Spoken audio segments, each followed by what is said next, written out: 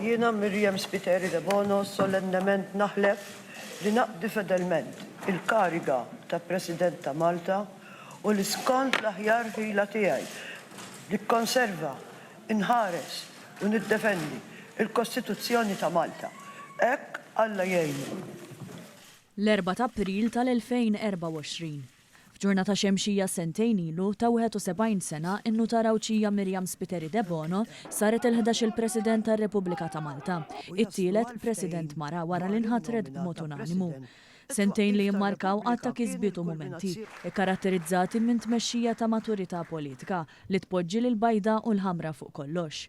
Jixet propju dan il-mod ta' kif aġixxiet ftit tal-ġimgħatilu fil-kwistjoni għal ħatra ta' prim imħallef fl-interess ta' pajjiżna u ma niżlitx fil-fora politika. Matul din il-Presidenza Spiteri de Bono qed tippresjedi l-Malta Bjennale taħt il-patroċinju tagħha. Tellat ukoll edizzjonijiet differenti tal-Maratona Bris il-Malta Community Chest Fund l-Istrina, il-mixja tal-President u l-kunċert orkestra, il-kol bġabrit sinifikanti bris dawk l-aktar fil-bżonn. Ftit xhur qabel ma ħalla din id-dinja hija kellha wkoll udjenza privata ma' Papa Franġisku. Aktar tard hija attendiet ukoll għal funeral ta' Papa Franġisku flimkien mal-Prim Ministru Roberta Bela.